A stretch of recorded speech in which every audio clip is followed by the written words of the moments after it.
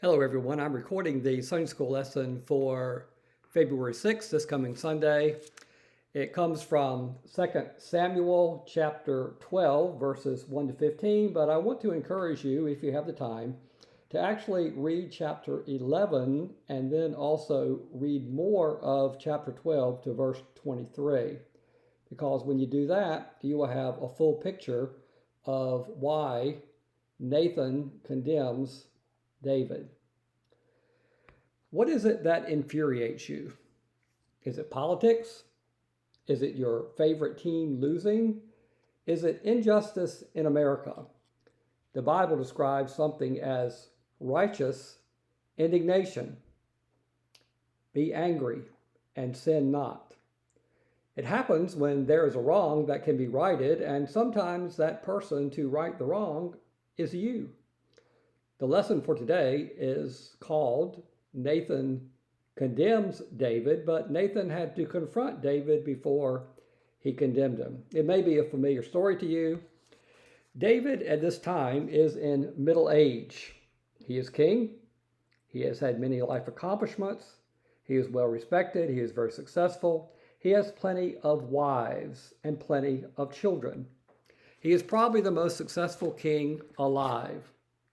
But this particular spring, rather than going to the battlefront or to the war fields with his soldiers, he is on the top of his palace. He's looking out below, and there he sees a beautiful woman bathing. It doesn't mean she was naked, but she was bathing parts of her body, and David desired her. He even inquires, is she not Bathsheba, the wife of Uriah the Hittite, one of my elite warriors? So he either knew of her or he knew her, and then he asked that she be brought up to his bedroom, and she came. And although it appears that it was a one-night tryst, Bathsheba became pregnant. Some might wonder why powerful men do such stupid things. A former American president reportedly was asked about why he committed adultery, and reportedly the former president said, because I could. Unchecked power can lead to terrible actions and consequences. Following getting word of Bathsheba's pregnancy, David engaged in one of the greatest cover-ups in human history. First, he brought Uriah home from the battlefield with the idea that Uriah would want to go home and be with his beautiful wife, and they would make love together, and then when the child was born, Uriah would think the child was his. But being the soldier first, Uriah refused to even go home. He said duty demands it. And so he slept elsewhere, alone. Well, finding out that plan A did not work, David commands that Uriah be sent back to battle, not to where he was, but to the front where the fiercest of fighting was taking place, commanding his support to fall back so that Uriah would be sure to die. And he did die. No matter how one interprets David's actions, the fact is that David ordered an innocent man's death.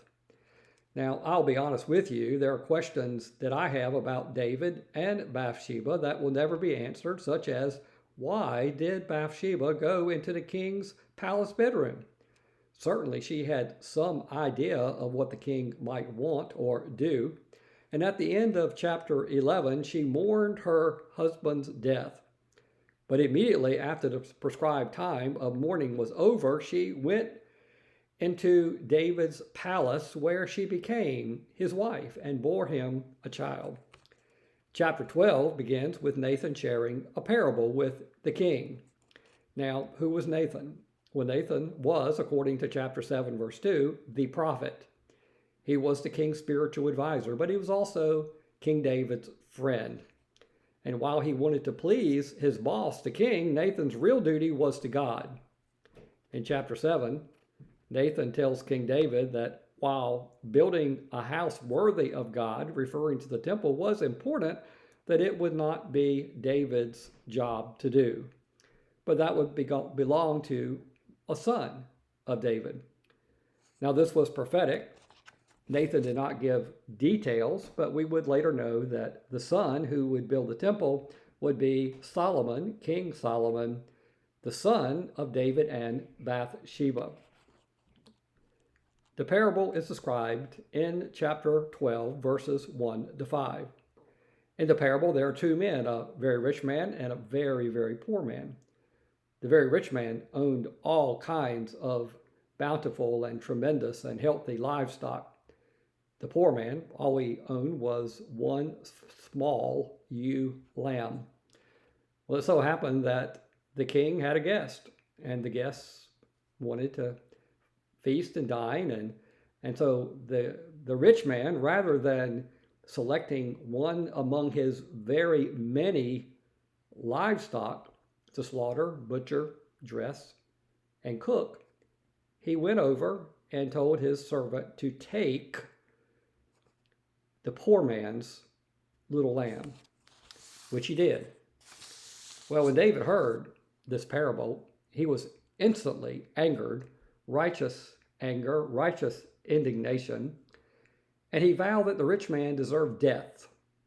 Then Nathan delivered the punchline, "You, King David, are that man." And then the prophet Nathan delivered three condemnations. The first was that King David was guilty of murdering Uriah the Hittite. And secondly, that God would bring disaster upon David's family, even describing what would happen when his son Absalom would betray him and commit adultery with David's wives. And even though Nathan was not specific, we know that would eventually transpire. And thirdly, the yet unborn son of David and Bathsheba would die in his infancy. Well, King David was repentant. And we believe that David's remorse and his repentance is recorded in some of the Psalms, but as much as David fasted and prayed and repented, all of Nathan's prophecies would come true. And David knew he had no one to blame but himself. Well, how do we make this story personal? Well, for one, we can make sure that we are more like the voice of Nathan, that we not do the actions of David. When we are faced with temptation, that we must recognize that if we practice deception, dishonesty, and immorality, we will cause other people to suffer, innocent people, that my sin becomes someone else's pain.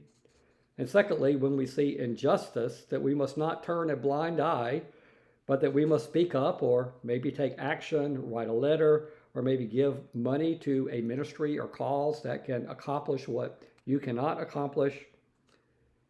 In America, in 2022, we may think of injustice as social injustice and relegate it to the black-white relations situation.